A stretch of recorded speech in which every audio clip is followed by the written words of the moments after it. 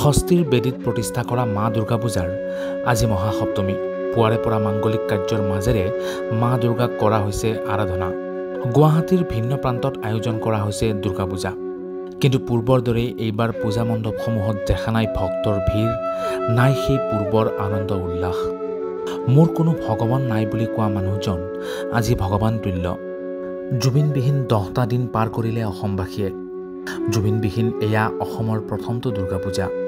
আমাৰ এইবাৰ ৩৬ সংখ্যক বৃহত্তৰ হাতীগাঁও নামঘৰ দুৰ্গা পূজা উৎসৱ 2025 বৰ্ষৰ আমি গোটেই ৰীতি নীতি আৰু নিয়মৰ মাজেদি আমি পূজাখন অনুষ্ঠিত কৰিছোঁ।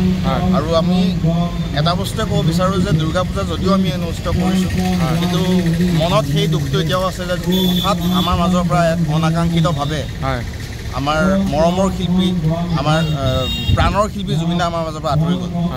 যদিও সেই ঘটনাটো আমি মানি ল'ব পৰা নাই, এতিয়ালৈকে আমি সেই বস্তুটোৰ পৰা আঁতৰি যাব পৰা নাই, সেই দুখটো লৈ জীয়াই আছোঁ।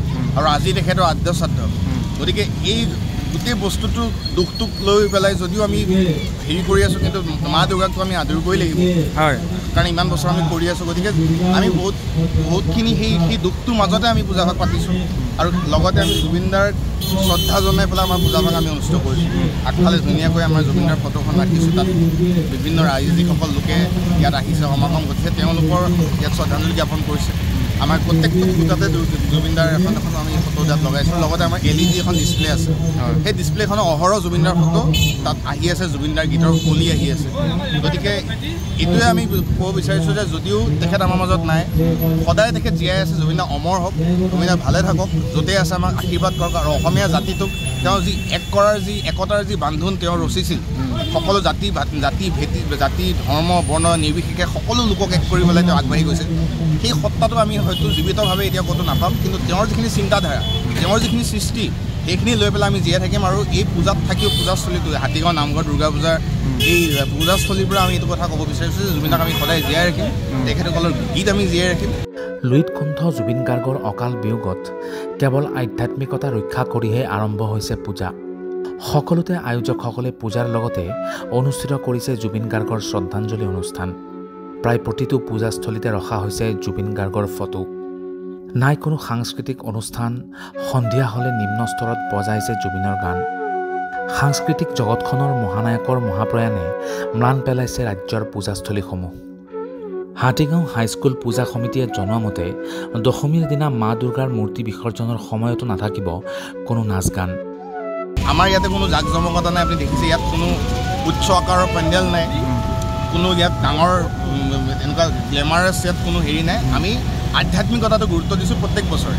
আৰু লগতে যি ধৰণে জুবিন দাই কয় যে মোৰ কোনো জাতি নাই, ধৰ্ম নাই, এই পূজাখনতো কোনো জাতি ধৰ্ম নাই। ইয়াত বড়ো মানুহ আছে, মিচিং আছে, কাৰ্বি আছে, ৰাভা আছে, ডিমাচা আছে, লগতে হিন্দু মানুহ আছে, মুছলমান মানুহ আছে, খ্ৰীষ্টান মানুহ জড়িত আছে। গতিকে দুই ধৰণৰ মানুহক একেলগ কৰি পেলাই আমি দুৰ্গা পূজাখন আজি 36 বছৰ আমি পাতি আহিছোঁ। আৰু শেষত এটাই কথা কওঁ যে জুবিনদাৰ আত্মাই সন্তোষক। আজি যিহেতু আদ্যশ্ৰাদ্ধ চলি আছে, আত্মাৰ সদ্গতি কামনা কৰিছোঁ। আৰু লগতে সকলো ৰাইজক দুৰ্গা পূজা শুভেচ্ছা জ্ঞাপন কৰিছোঁ। যোৱাকালি আপোনালোকৰ সন্ধিয়াৰ ভাগত জুবিনদাৰ গীত ইয়াত শুনিছিলোঁ, গতিকে সেনেকুৱা কিবা হ'ব নেকি? সন্ধিয়াৰ ভাগত গীত বাজিব নেকি? সন্ধিয়া আমাৰ ইয়াত এইবাৰ কোনো বেলেগ ধৰণৰ গীতো আমি হেৰি কৰা নাই। হয়, দুই এটা মাৰ যিসমূহ মন্ত্ৰ থাকে সেইবোৰ আমি মন্ত্ৰ উচ্চাৰণ কৰাইছোঁ। তাৰ বাদে কিন্তু বেলেগ আমি কোনো জাক জমকতা ৰখা নাই। আৰু গীতৰ ক্ষেত্ৰতো আমি চাউণ্ডত অকল জুবিনদাৰ গীতে বজাইছোঁ।